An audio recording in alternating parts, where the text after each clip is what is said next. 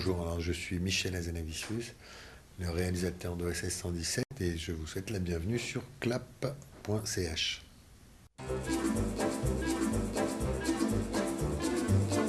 Très vite on s'est dit tiens, voilà, ce serait bien, sans doute si ça marche, ce serait bien qu'on en fasse un autre et tout, parce qu'il y avait un vrai plaisir à travailler ce personnage. Et au-delà du personnage, le concept même du film, voilà, avec tout ce que ça comporte. Donc évidemment, on est resté quand même très prudent parce que le film il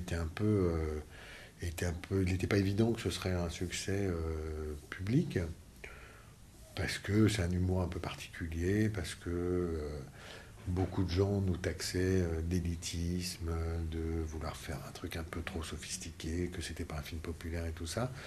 Et puis voilà, et puis le film a très bien marché, donc ça nous a donné un peu le sésame pour réfléchir un peu sérieusement à faire un 2. Ce qu'on garde, c'est OSS 117, c'est le personnage. Le personnage, lui, ne bouge pas. Donc, si vous voulez tout changer, sauf le personnage, il faut changer le monde autour. Là, c'est le monde qui doit changer. Donc, en passant de 55 à 67, c'est ce qu'on a fait. C'est-à-dire que on a changé le monde autour et on est passé d'une époque de l'après-guerre, un peu, comment dire, une esthétique un peu très classe, tout ça, machin, un truc un peu Hitchcockien comme ça, très, très grand-père.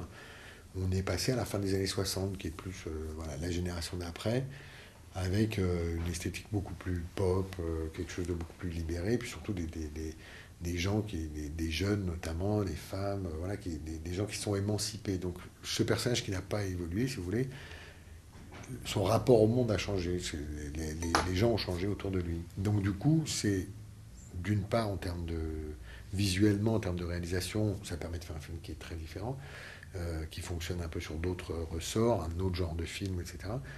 Et aussi en termes scénaristiques, ça permet d'avoir ce personnage-là qui est le même, donc qu'on retrouve, qui répond présent au rendez-vous, mais de le mettre dans des situations complètement nouvelles. C'est tout d'un coup d'avoir des gens qui lui répondent en face de lui, ça nous permet, nous, en tant que scénaristes, par exemple, de le mettre en échec, ce qui n'était pas le cas dans le premier. Ça permet d'avoir à justifier. Par exemple, dans le premier, il disait une connerie, on le regardait un peu de travers, mais ça s'arrêtait là.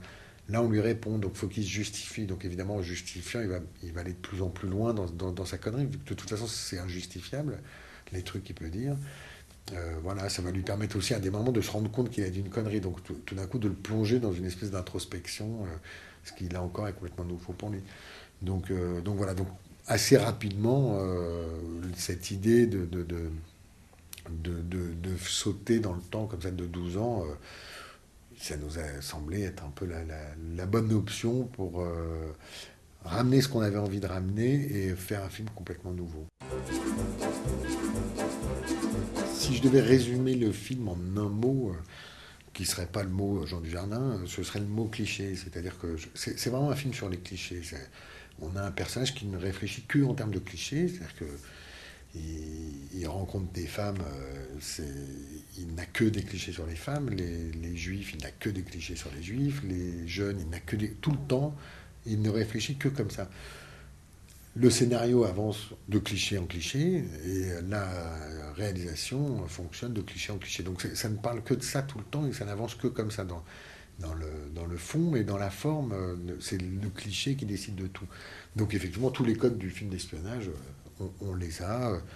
Il finit une mission, le film commence par une fin de mission, il rentre à Paris, son patron lui l'envoie dans une nouvelle mission, il prend l'avion, tout le monde l'attend à l'aéroport, il arrive dans un pays un peu exotique, carte postale, voilà. On essaye de le tuer. La mission qui devait être simple est un peu plus compliquée que prévu. Il doit faire équipe. Enfin voilà, tout avance si vous voulez. Donc le spectateur sait très très bien où il est un peu tout le temps et il a tous les codes pour comprendre le film, quoi. Voilà. Enfin le comprendre, l'apprécier. Moi, je crois que le film est politiquement très correct. Le personnage est tout à fait incorrect, mais le film est tout à fait correct. Et donc, il faut différencier le film du personnage. Le personnage montre un personnage, le film, pardon, montre un personnage qui enfile les conneries les unes après les autres. Mais le spectateur n'est pas dupe sur là où le film se positionne. Ça, c'est la première chose. La deuxième chose, c'est que je ne crois pas du tout qu'on soit dans une période de politiquement correct ou incorrect. Je crois qu'on est dans une période où on a absolument le droit de tout dire, où la liberté d'expression, à mon avis, ne s'est jamais aussi bien portée qu'aujourd'hui. Je crois qu'on a vraiment le droit de dire énormément de choses. Après, bon, nous, effectivement, on confronte cette fois-ci le personnage de SS-117 à une Israélienne. Donc, il va pouvoir effectivement balancer tous les clichés qu'il connaît sur les Juifs. Mais si vous voulez, pour en revenir à ça, on peut tout à fait. Je crois qu'il n'y a pas de problème à faire ça. C'est pas parce qu'on fait des blagues sur les Juifs qu'on va se faire taper sur les doigts. Si on fait des blagues antisémites, oui, je pense que c'est bien que ce soit interdit, c'est bien que ce soit puni par la loi. Et voilà. Mais faire des blagues sur les Juifs, ça ne veut pas nécessairement dire être antisémite. Donc je pense que le film est très clair là-dessus. Donc voilà. Après, dans l'écriture, sans doute qu'il y a des moments où on a fait une blague et qu'on n'a pas mise et qu'elle était trop hardcore et tout ça. Tant qu'on est dans la sphère privée, si vous voulez, que tu sais qui je suis et je sais qui tu es, on peut dire tout ce qu'on veut. Il y a toujours un plaisir de dire des trucs absolument horribles. Mais il n'y a pas eu de... Je dirais pas d'autocensure, il y a un travail, quoi. Donc le travail, on définit, on regarde, il faut que tout soit bien à sa place. C'est vrai que c'est des blagues qu'il ne faut pas mettre entre toutes les mains, quoi. Euh, donc voilà, moi je crois que tant qu'il n'y a pas de méchanceté, tant qu'il n'y a pas de volonté de nuire, tant qu'on est très clair avec nous-mêmes, et franchement, que ce soit Jean-François, que ce soit moi, que ce soit Jean, je crois qu'on est... enfin, c'est difficile d'être plus clair sur ces histoires-là. Moi, si vous voulez, pour moi, c'est des histoires qui sont réglées depuis très très très longtemps. Il n'y a pas l'ombre d'un truc raciste chez moi, vraiment. Donc je me sens très à l'aise, si vous voulez. Après, je sais que on peut aussi faire des maladresses, on peut aussi se riper, et voilà. Donc, j'essaie de faire très très gaffe et j'essaie d'être en dessous de ce que moi je considère être tout à fait audible, bien et tout ça. Donc, j'essaie de rester un petit peu en dessous parce que j'ai pas envie d'être lourd. Donc voilà, mais enfin ça c'est du boulot, quoi. Et puis après, il y a tout un tas de dispositifs qui font des dispositifs de narration, des dispositifs de réalisation. Puis surtout, il y a Jean Dujardin qui fait passer tout ça par son incarnation. Et, mais voilà, il y a des dispositifs qui font que normalement, ces blagues, elles sont sécurisées. C'est-à-dire que le spectateur sait exactement ce qu'on est en train de lui raconter. Et il n'y a pas, il y a a priori pas d'ambiguïté. Et il n'y aura pas d'ambiguïté. Enfin, il n'y en a pas eu sur le premier, et il n'y en aura pas sur celui-là non plus. Peut-être, mais aujourd'hui il n'est pas écrit. D'abord, on va déjà voir comment celui-là va se comporter. Ça ressemble à une réponse un peu bateau, mais c'est quand même un film cher, et c'est un film qui coûte 22 millions. Euh, donc il faut qu'il trouve un équilibre aussi financier pour que ça continue. Et puis après, il faudra trouver de toute façon de la fraîcheur, de l'envie. Moi, je pense qu'il y a la place pour en faire un. Il y a une envie qui est aujourd'hui qui est virtuelle.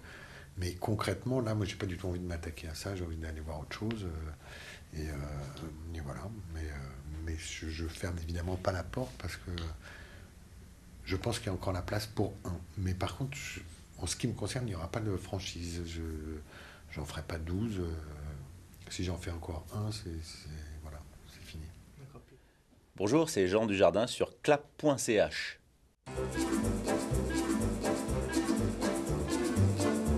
Très bien, très simplement, très, très logiquement. Enfin, en fait, c'est juste après le premier OSS. On s'est dit, qu'est-ce qu'on fait? Est-ce qu'on repart sur un détournement de genre, sur autre chose, ou est-ce qu'on part sur une nouvelle aventure? Puis en même temps, c'était un agent secret, il est fait pour ça, donc on s'est dit, allons-y. Donc Jean-François Alain et Michel Azanavicius sont partis sur l'écriture. Je les ai laissés. Ils ont travaillé pendant 1 an et demi, 2 ans, quoi, sur le projet. Et puis voilà, ça s'est fait. Et puis j'étais très très content, mais pas forcément de dire de retourner avec le personnage, enfin évidemment, mais pas seulement. C'est aussi un projet d'équipe avec une écriture assez neuve, avec une réalisation assez soignée. Enfin voilà, une belle entreprise. La bonne idée, c'était de le mettre 12 ans après, c'était de le vieillir finalement. C'est le fait que l'époque ait changé et pas lui, pour le coup, ça le change, puisque il se heurte à plein de refus, à tous ses fondamentaux, quoi. Tout s'écroule et il commence à se ternir, à vieillir, à être un peu plus ringard. Et déjà, ça, c'était une autre dimension du personnage qu'on connaissait un peu moins. Donc, garder finalement ce côté politiquement incorrect, enfin, du moins toutes ces vannes racistes, garder cette inculture, cette ignorance, cette candeur, cette misogynie et autres. Et puis ensuite, lui faire payer un peu, le faire payer un peu plus, quoi.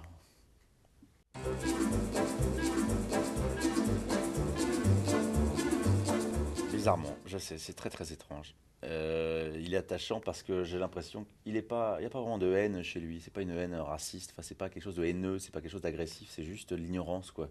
C'est vraiment un abruti, quoi. Je pense qu'il répète ce qu'il entend. C'est une espèce de cliché, d'idées préconçues, de poncifs sur les juifs, sur les femmes, les homosexuels, les jeunes. Il ne fait que répéter ça. Et une espèce de porte-parole de ça, d'une espèce de vieille France. Et, euh, et vu que c'est une espèce d'ignorance, c'est comme un enfant, c'est de la candeur, quoi. C'est qu'il il sait pas de quoi il parle. Alors il met les pieds dans le tapis sans arrêt, et vu qu'on voit bien qu'il ne sait pas, c'est comme un, voilà, c'est un enfant, on pardonne tout. Je passe souvent par l'enfance pour essayer de racheter d'ailleurs des personnages comme ça. Sinon, ça pourrait être des personnages odieux auxquels on ne s'attache absolument pas.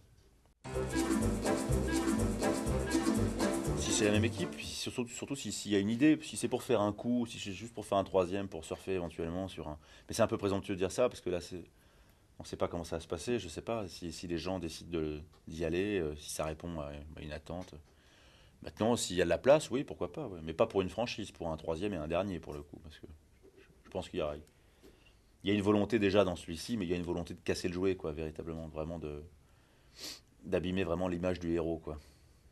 Donc ça veut dire qu'on ne peut pas partir sur une saga de toute façon, puisqu'on est en quelque sorte comme une espèce d'anti-James Bond, quoi.